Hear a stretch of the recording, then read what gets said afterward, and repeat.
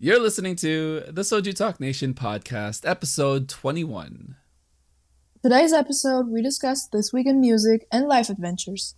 So sit back and chill with friends. You're listening to The After Show with the SojuTalk Nation.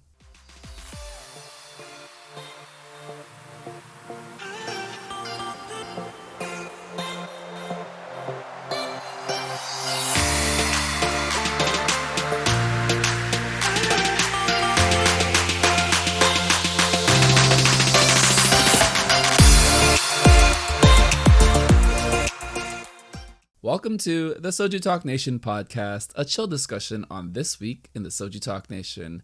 We're recording on Wednesday, June 2nd, 2021. I'm your host, Crispy, and welcoming back to the show this week is Koala. Hello. How are you, Koala? I'm done. You're good? You're dying? I'm done for the day. It was too much. It's too hot right now. I don't like this. You just finished exercising. You're so fit. Very in line with our fitness goals that Doug has set out with the health and fitness channel on the server. I very gave up to get fit. Oh, because you're naturally fit? Okay, fine. We all get it. Sorry. I'm not that. Some people have to try. I get it. I wish I was.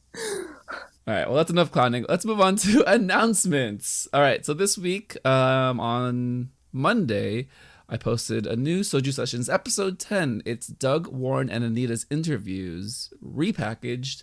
I just thought it was a nice look back at the conversations we had earlier this year and to kind of put them forward again in case anyone missed it.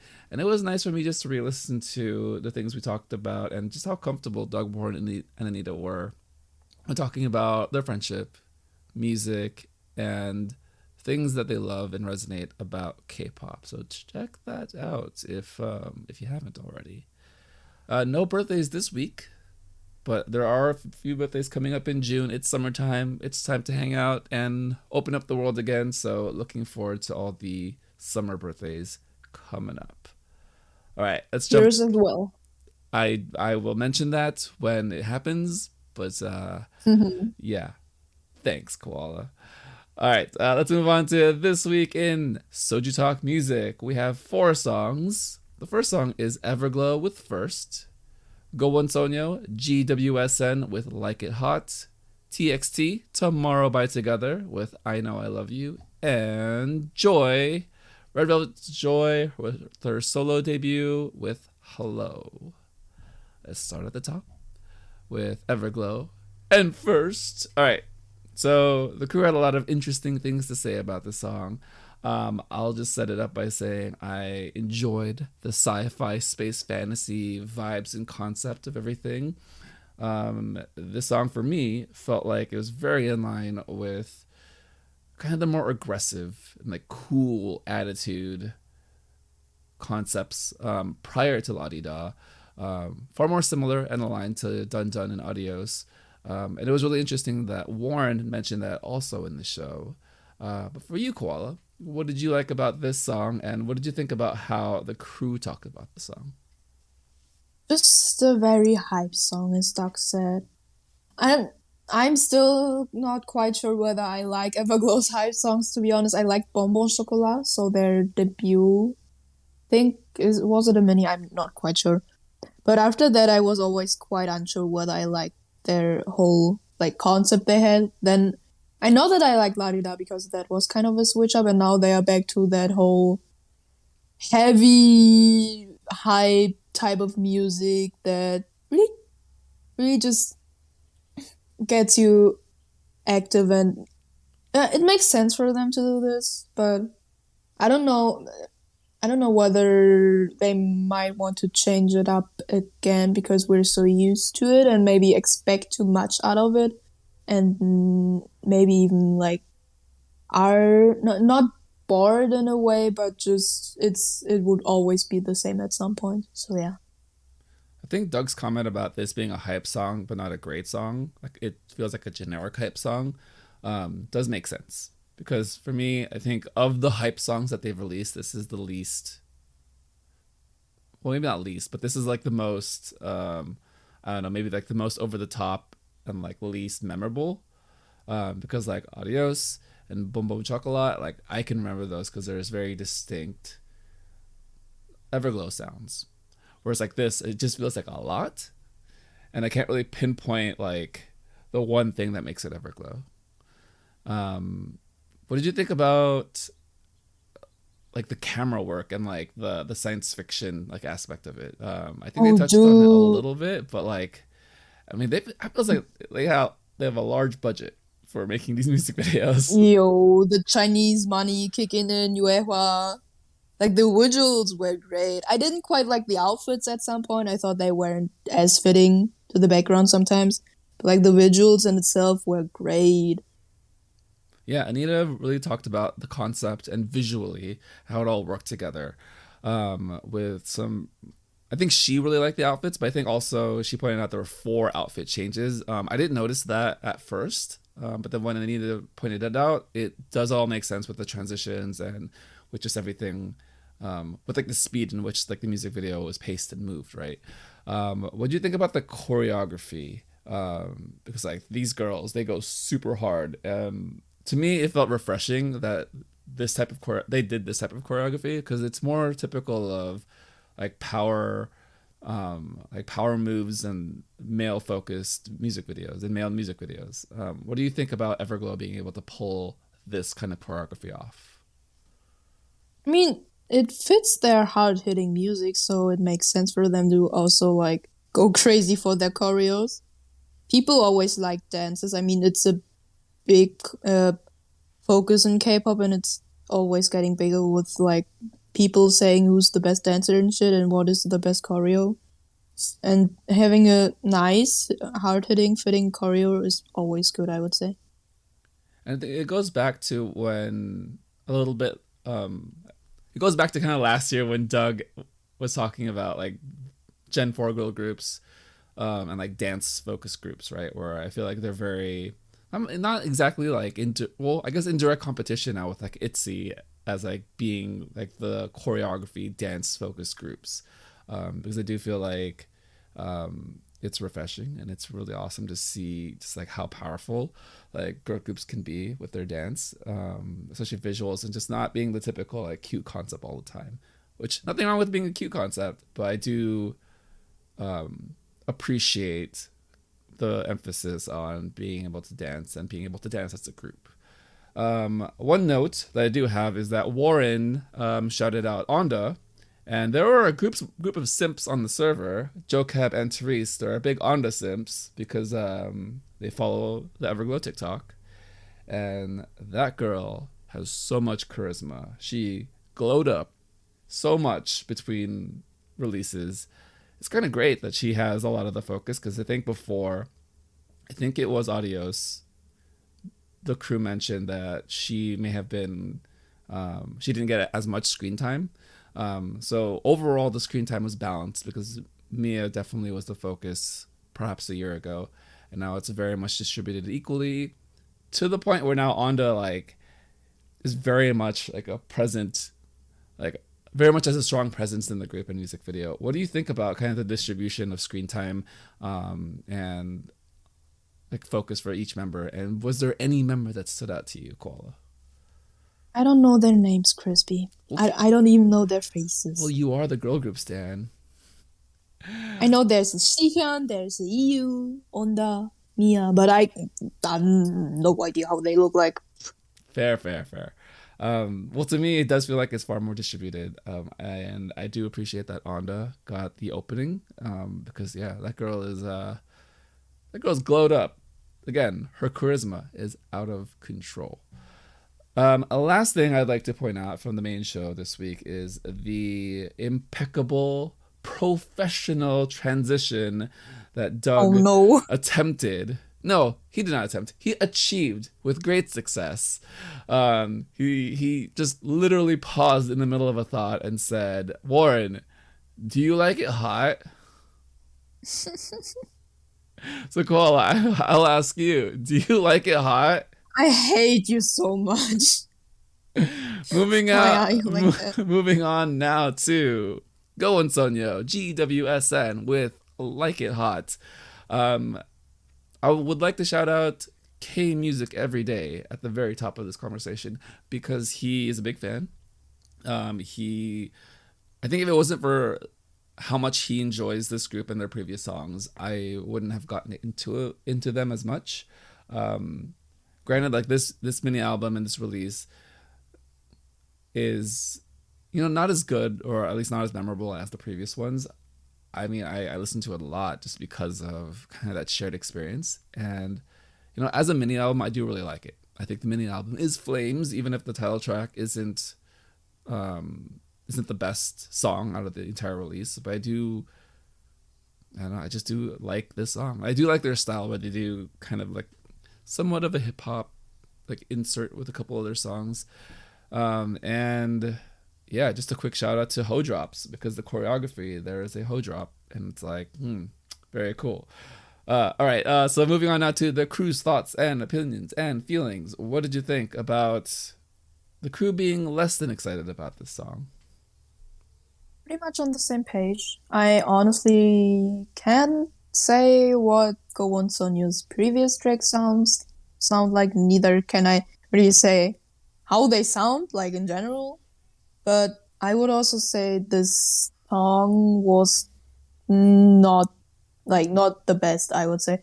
I like the chorus, I really like that type of drop, but I don't quite remember the verses. They didn't seem that memorable, and the MV, it just felt like there was some kind of, I don't, it just didn't seem consistent and fitting to the music, because I think they were in like some kind of art gallery at first, and then they changed up to that weird car scene and just didn't fit in for me visually.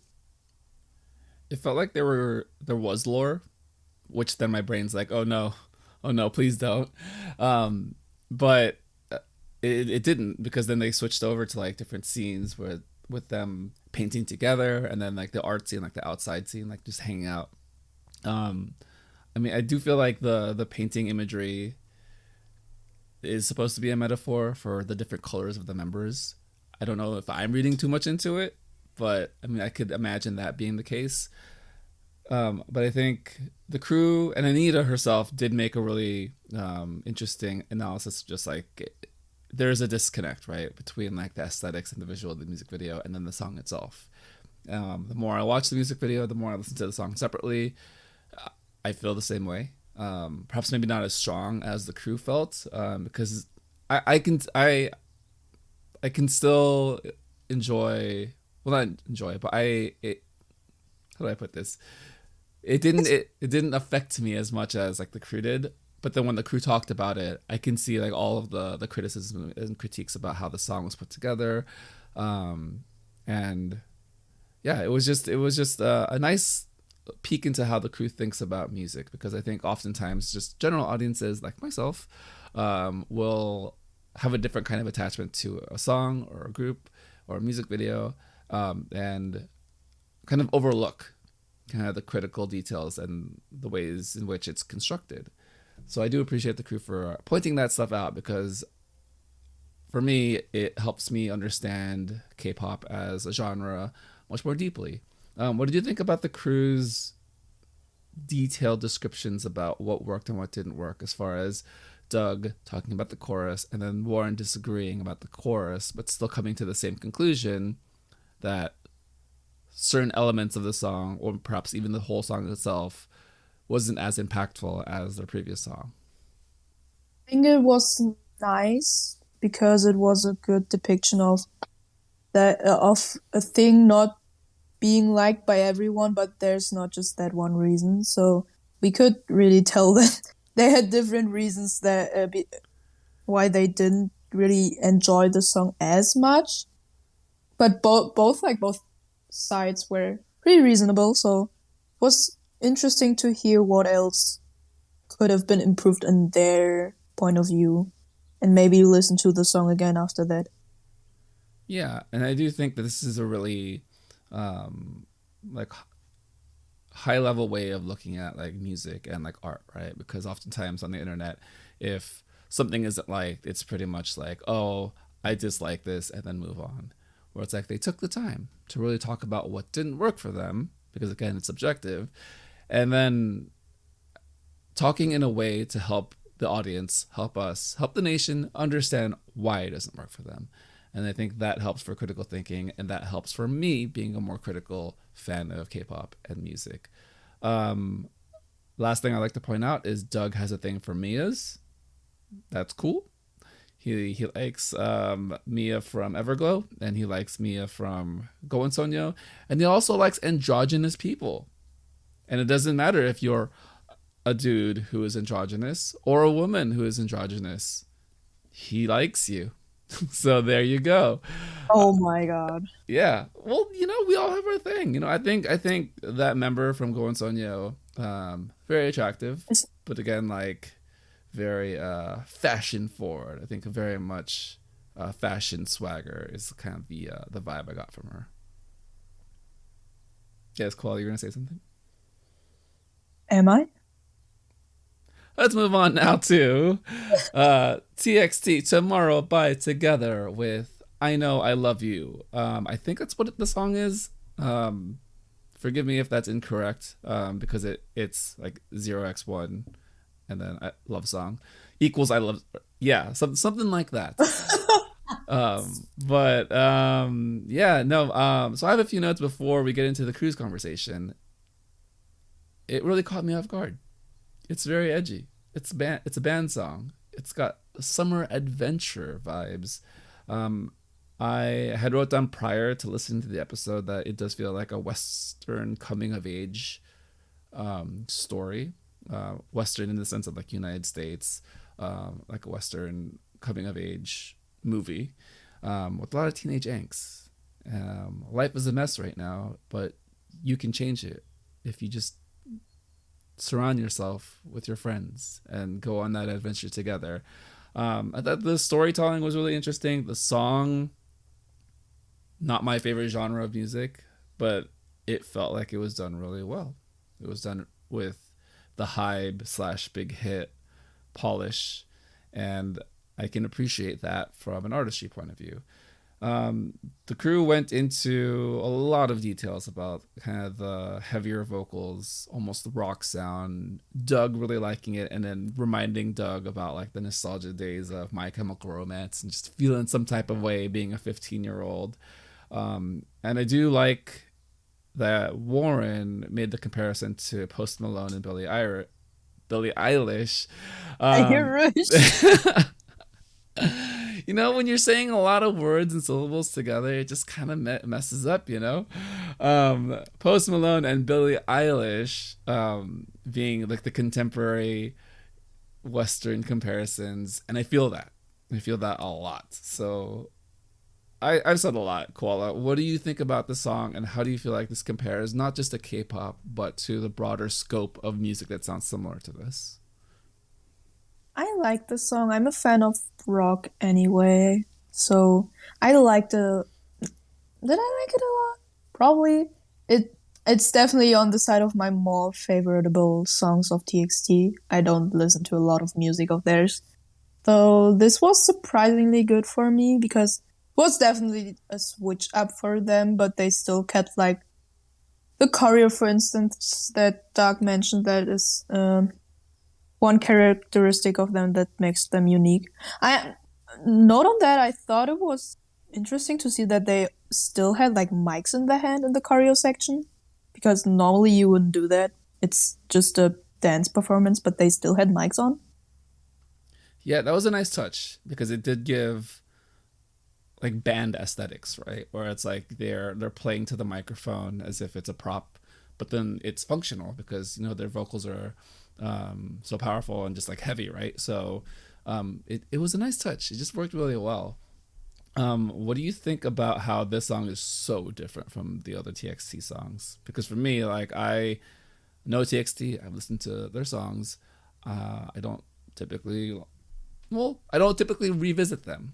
Let's just say that. Like I'm indifferent. I don't love or hate any of their songs. This is probably one song where it's like, oh, they're doing something really different from me. I think I kind of like it. Oh crap! I think I kind of like them. Oh crap! I like boy bands now. What did you think about this? I think it's good for them to change it up a bit. Like, I think, are they 3 years already into their career? I'm not quite Same sure. year as Might be ITZY, so I think yes, 3 years. 3 years, yes.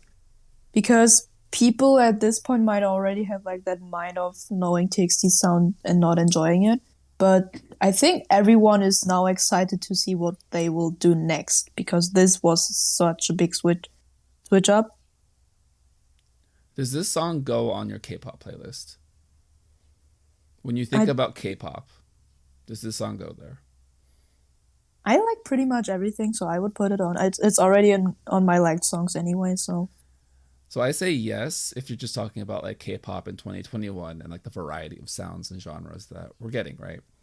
But I mm. also can say like this song also goes on like a Western contemporary playlist with the likes of like they mentioned Post Malone and Billie Eilish.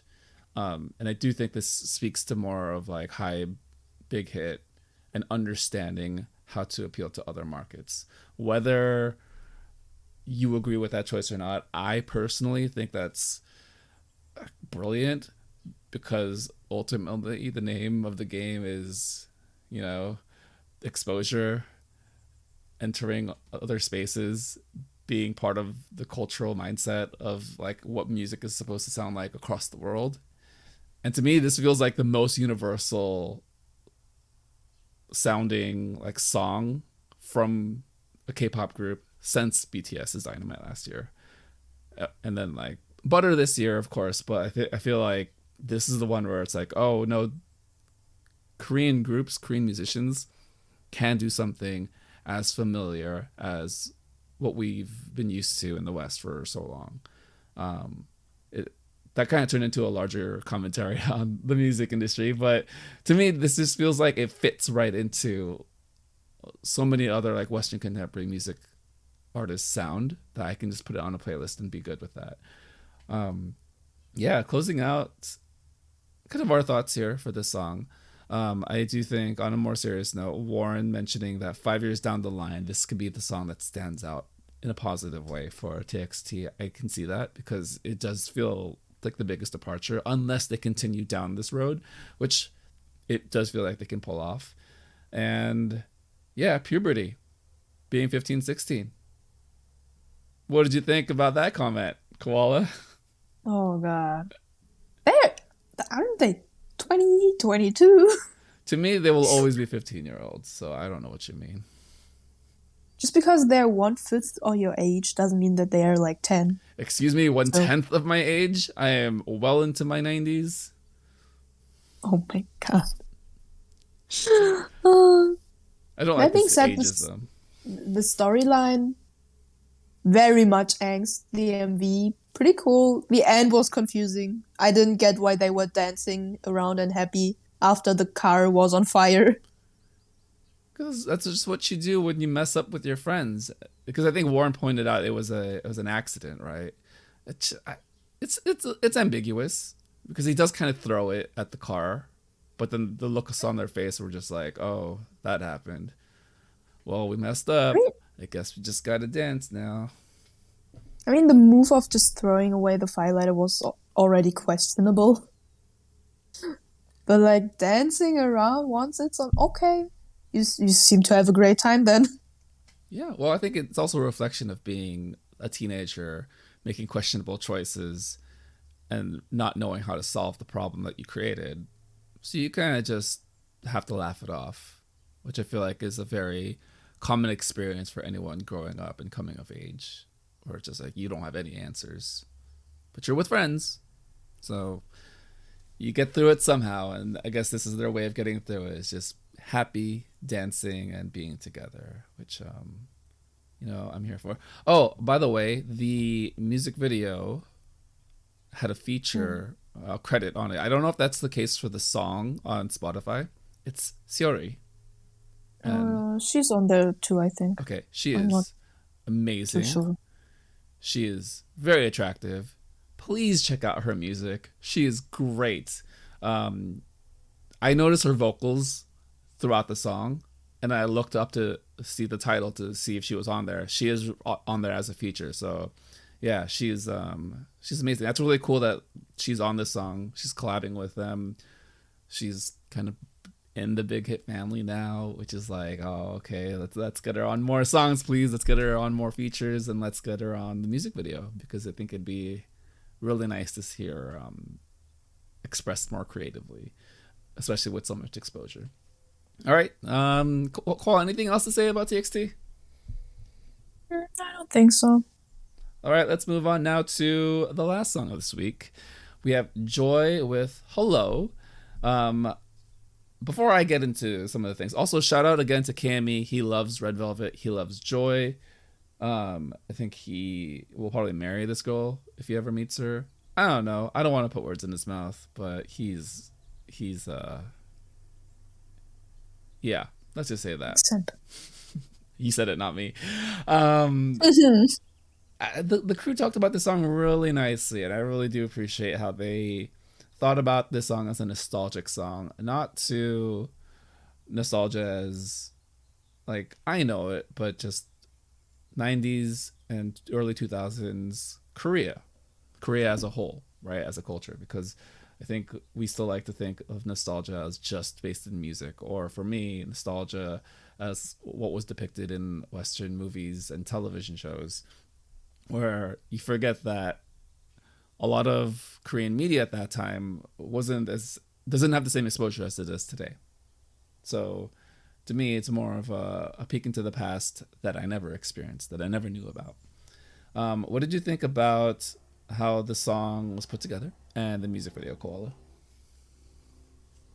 I don't know the original, but I can just go off from the crew's reaction that it's probably not changed up that much.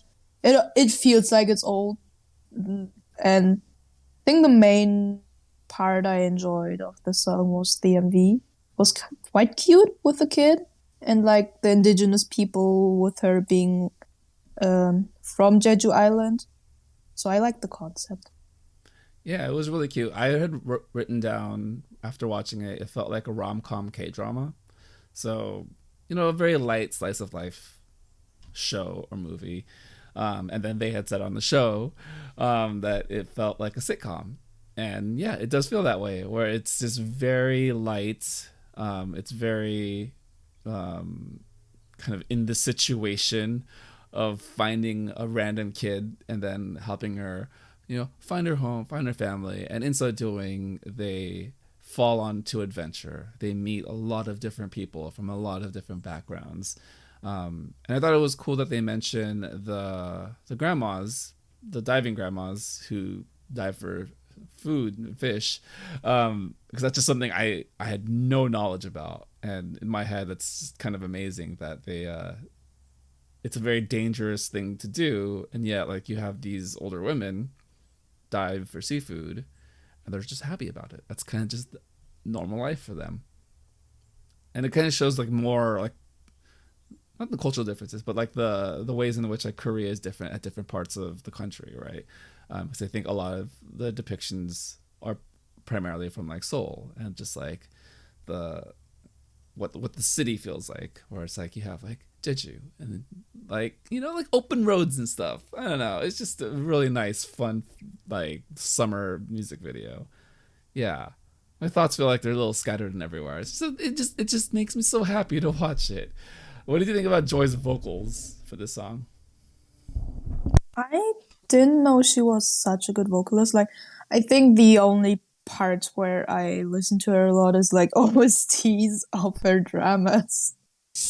So I only know her of those, and those are like slow. Not for the one drama, it wasn't even slow. It was like bandish vibe, and it wasn't that vocal focus. So it was nice to see that she can pull this off. Yeah, Warren mentioned that Joy's voice was just so appealing. It just had a very summery voice, and it like popped open a pineapple and bite right into it. Juice is all over. I don't know, Warren with food metaphors is amazing. And it does, yeah, I don't even know how else best to put it besides like that imagery, because it's very pleasant. It fits the song and music video. And yeah, I think she just pulls it off really well, where it's just a very sweet and sincere like moment she has with everyone that she meets, the kid, and then at the end, returning her to her family.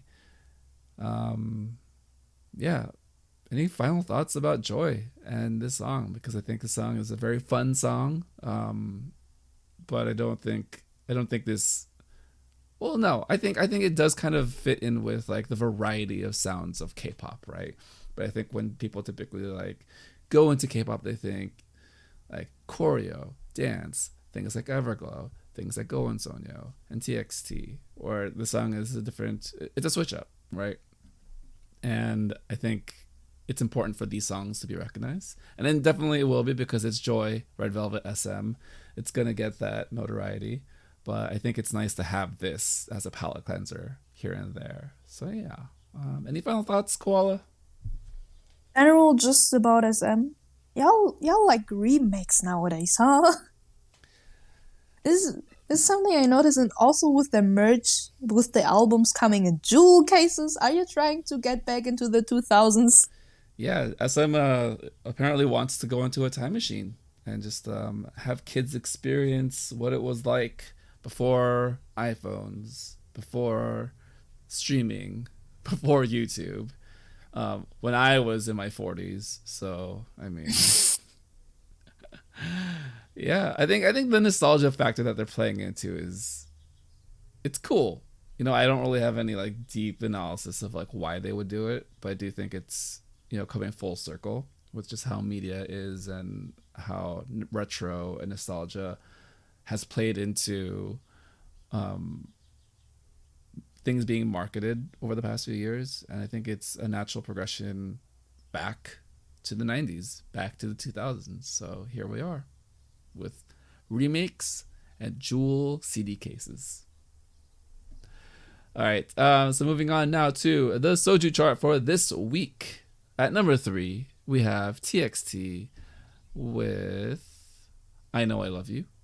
Fromos 9 with We Go. And at number 1, we have BTS with Butter. All right, Koala. What did you think about the crew's list and how the crew got here this week? Surprised that We Go is still up there. I have to say that my list is probably completely different. So, but I get why it looks like this right now. I would have thought it to be cool if We Go would have actually gotten a crown again, but nah, can't do anything about it. That would have been interesting if We Go like flipped and got first over BTS. It just would have been interesting. Me personally, I am listening to We Go more because obvious reasons.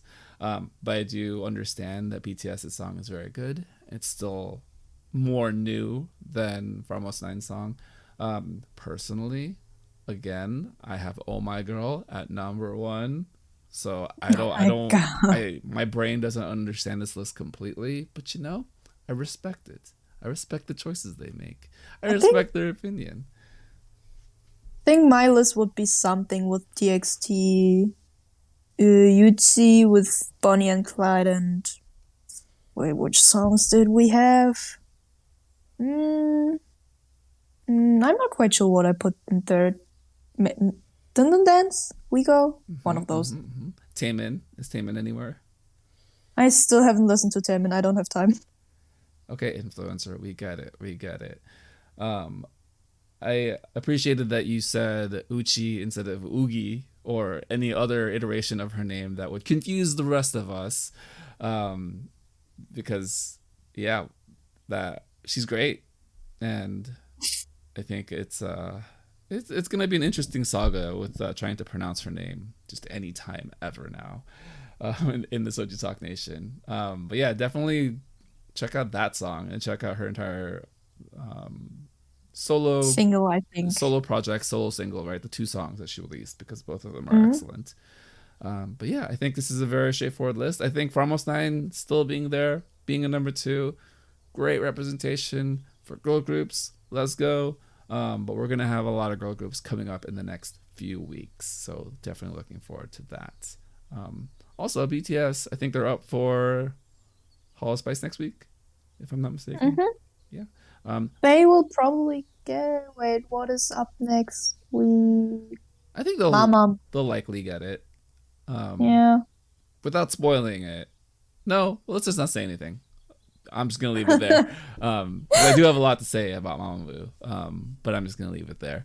Okay. Well, that does it for this week in Soju Talk Music. If you loved any of the songs, if you liked what the crew had to say, if you liked anything that we had to say, even though it was kind of all over the place, let us know on Discord or the comments. All right, let's move on now to the remainder of the main show.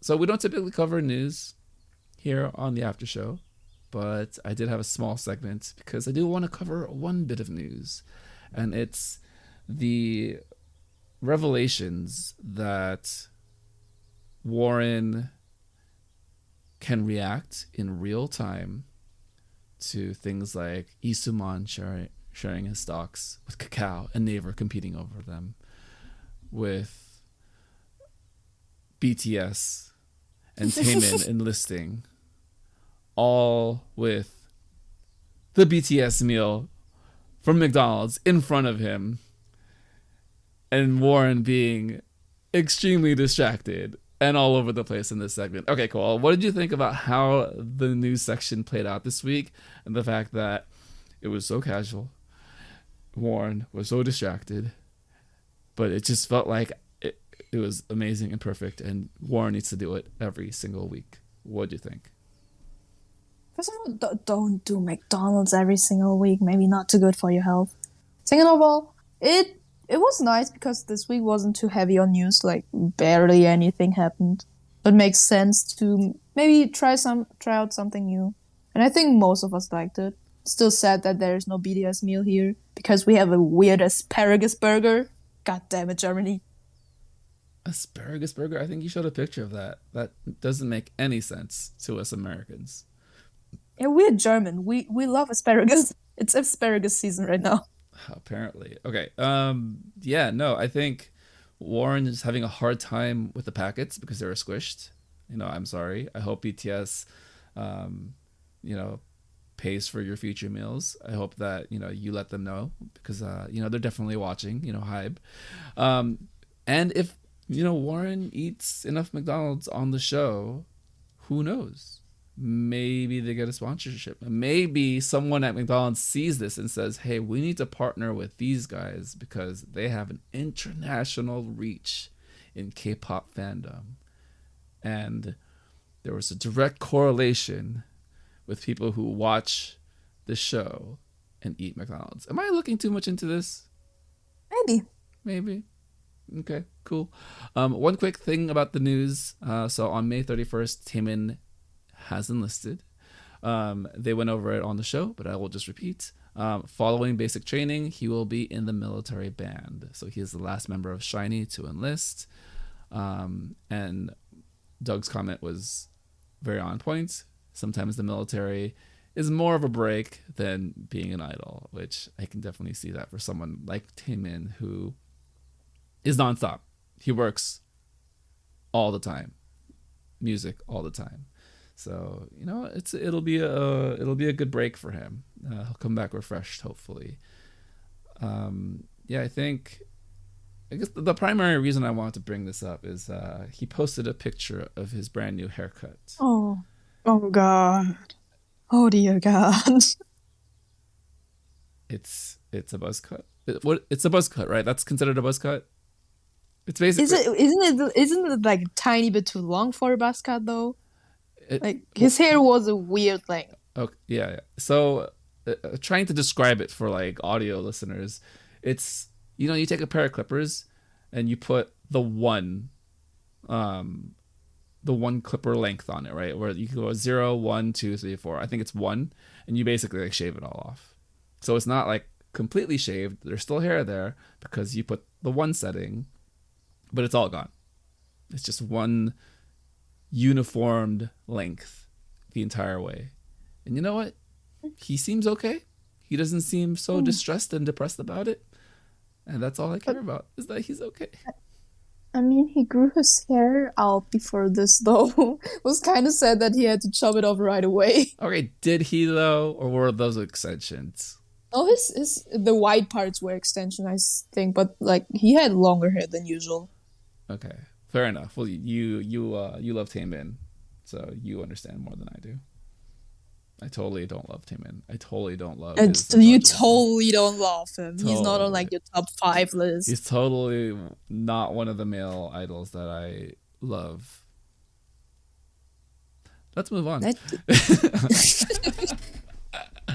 Okay, moving on now to State of the Nation and the continuation of the mukbang. Okay, so Warren goes into the details of what he thought about the BTS McDonald's meal in real time. I wrote down that he was underwhelmed. The sauces were kind of just, they're common flavors that if you're Asian, you've already had them somewhere else. I have not had the BTS meal yet, so I don't have anything compared to. I would like to try it. But they did eventually land on kind of the discourse online about people saying how there isn't army in Korea, and yet people who work in McDonald's in Korea are now working overtime and bringing in people who aren't on shift to make these nuggets because they are so popular. So I thought that was interesting that, there's a perception of what army is, and then there's a reality of like, well, if you just look at like who's ordering these meals, it's likely that there's a lot of army in Korea. But yeah. And then they went on to talk about like different food items and perhaps like other strategies that McDonald's could have done. Whether or not that was like the sugar shake was really interesting. Yeah, what did you think about how it was a very much live, real-time reaction of the McDonald's meal? I got hungry. I didn't have dinner at that time yet. I haven't eaten anything because student. I gotta hustle for the school. So I was just listening to the episode and I got real hungry. And they were also talking about like other stuff, not just like McDonald's, but they started to talk about older stories. It was nice to see them very relaxed and hanging out. Food stories, man. Food stories is always a great topic of conversation anytime you're with friends hanging out. And then for me, for like the second part of like the show, right? Just you're there to be with them, to hang out with them. Yeah, it's a nice conversation to kind of slide into and be a fly on the wall, and just to hear what it was like. What their college experiences were like. I think the one that stood out to me was the DIY cookies and cream, buying a ton of vanilla ice cream, an entire bag of Oreos, and trying to make it yourself. Yeah, I think that's amazing. Well done, Doug. And then also the conversation somehow getting to economics professor Warren talking about optimizing supply chains. I think that was interesting. I think we can all use some Warren wisdom every week, and just to hear about how he thinks about business and economics and how the world operates. Yeah, so Doug also talked about diet and health talk. What did you think about, Doug's health journey and kind of being open to his strategy, his points of view, and then also kind of the push and pull of like the rest of the crew. Of course, like we're all entitled to our own opinions, our own ways to approach health and fitness.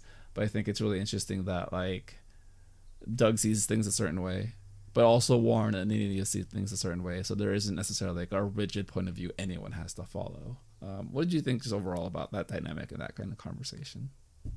It's nice because it's a topic probably many struggle with or more like try to get better at. And I think for Doug it's also like some kind of reason to do even better, because now he's talked about it on the show. There's like a kind of motivation. So it's food and fitness talk. That's like typical talks ever, and they are so chill. I mean, I can't do a lot with fitness talk. I just eat. I don't really care. Maybe it's not a good decision. but I will see in like 5 years once it starts hitting. Yeah, and I think it's important to recognize that because of the variety of opinions and point of view between the three of them, there isn't one specific way to do it, right? I think Doug mentioned he's intermittent fasting right now, which is great because ultimately you want to be in a calorie deficit. And if there is a strategy for you to get there and intermittent fasting works for you, then yeah, do it as long as it doesn't completely ruin I guess like ruin you psychologically. And I don't think it is. I definitely don't think Doug is by any means like pushing himself too hard. But I also do think that it's important to zoom out and say ultimately it's what works for you. And Doug saying it's 100% mental, it's 100% psychological, because really it's how you frame it in your head and what health and fitness means to you.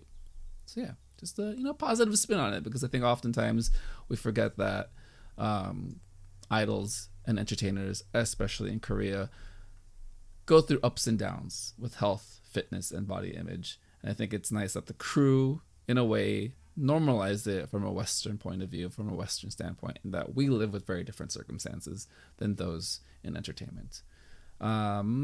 Finally, well, not finally, two more things. So the Uniqlo reviews. I think that's our next segment next week. Yes, a live fashion show by Doug and Warren with their Uniqlo hauls. Thoughts, opinions, Cole? Uniqlo is kind of small here. I have my winter, my blue jacket. I think you know which one. My blue jacket is from Uniqlo, but I don't know a hell ton of it, so it would be nice to see what's good from them. And like that's like Warren's element, so I would like to see him being very excited about it. I love Uniqlo. A lot of great basics, a lot of great, simple styles, but everything fits really well. Uniqlo, if you're listening to the main show, if you're listening to our show, we would love to get a sponsorship. Let's work together. Asian Heritage. We just got out of Asian American Heritage Month here in the US. I think it would work for both of us. But yeah, I think vlogs with Doug and Warren out in the wild, out in Uniqlo, would be super fun and interesting content. I think it'll add another layer to what the show can offer on YouTube. And then bringing it onto the show and talking about it and just showing people, I think would also drive people to the YouTube version of the episode. In addition to the podcast version, because I try to listen to both, because sometimes I'm out and I can only listen to the one on Spotify.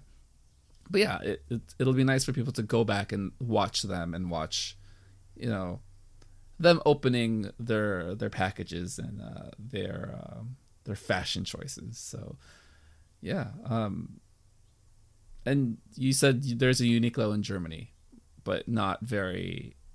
I guess it doesn't have that much variety. Is that how? We have some stores here, but it's not big in general, so people don't usually buy at Uniqlo, I would say. Their store is also limited, I would guess. And it's also quite difficult to ship stuff and shit, so yeah. Yeah, well, it would be nice to see kind of the differences in what's offered in the United States, especially in New York, versus Germany and smaller countries, smaller places in the world. Smaller places in the world. Wow, those are great words. Listen to me, guys. I'm great at words.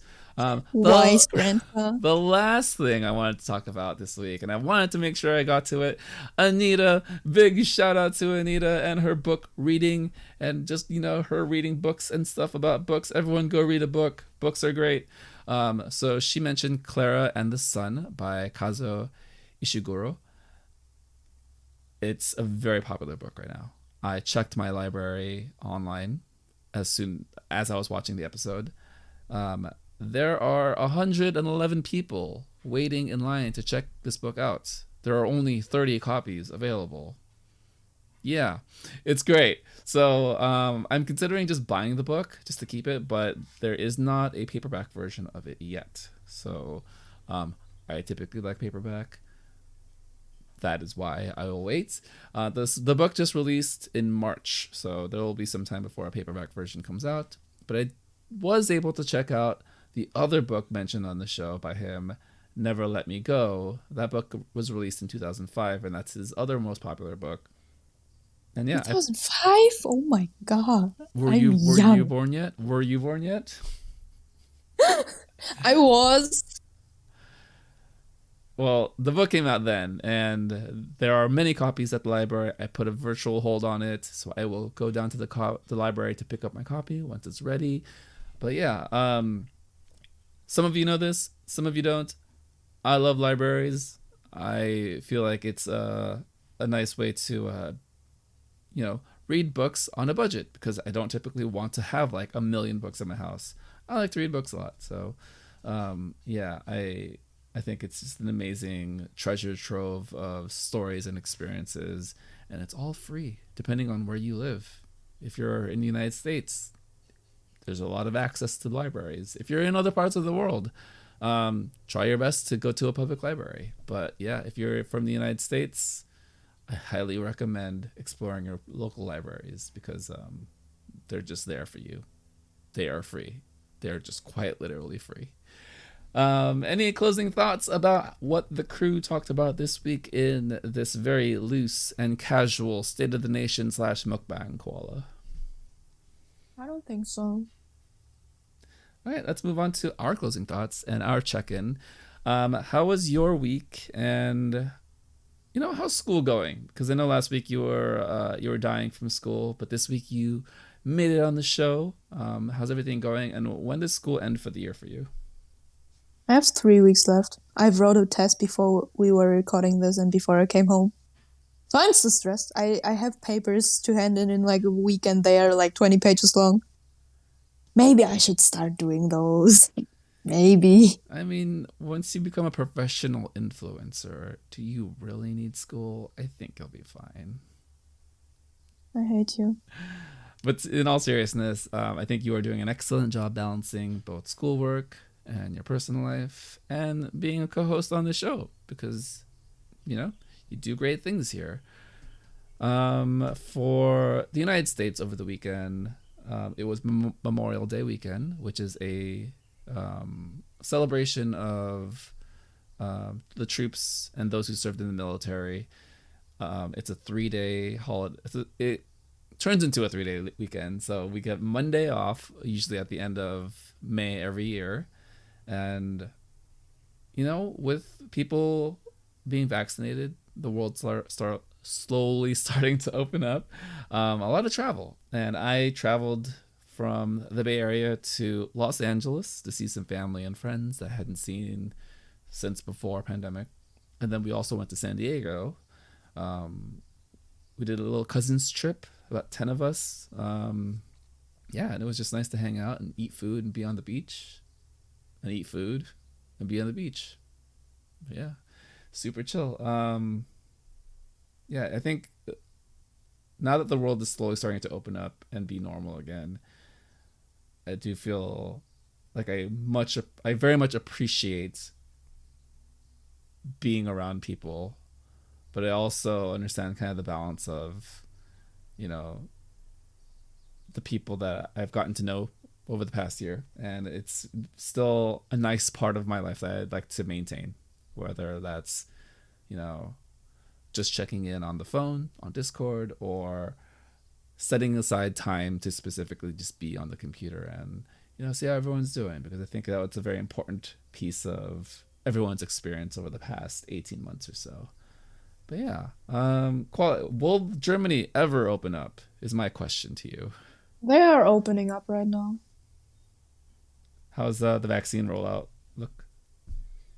Getting better, but a lot of people missing their second dose. So I think we have 40% on the first, but there's quite a lot missing for the second.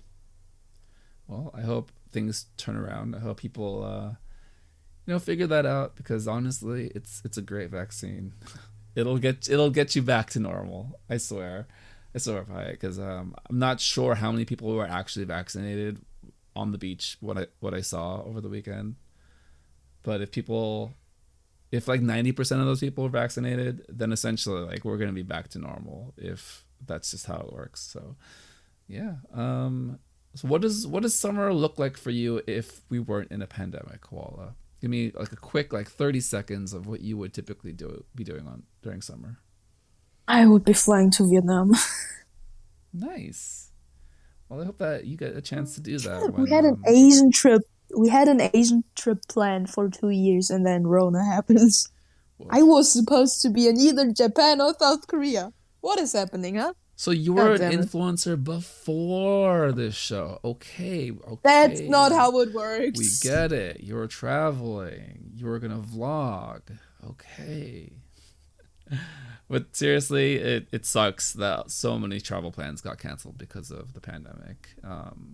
And not to say that any of us are like over it, because I'm still kind of bummed out.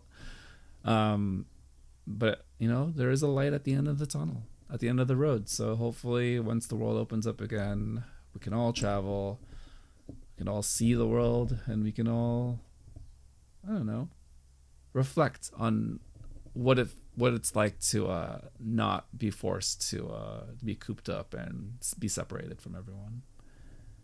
Any closing thoughts for this week, Koala? Any words of wisdom from yourself in Germany over there? It's Treasure's 300th day after debut. They wrote a ton of shit and a ton of letters I don't understand, but I at least got content, and I'm hoping for them to come back soon. I'm ready to spend my money. And with that, we'll end with simping. All right. Well, thank you for listening to the SojuTalk Nation podcast, episode 21. Subscribe on YouTube, follow on Spotify or your preferred podcast platform, and continue the conversation on the SojuTalk Kpop Podcast Discord. This has been the SojuTalk Nation for Koala. This is Crispy. Bye. Bye.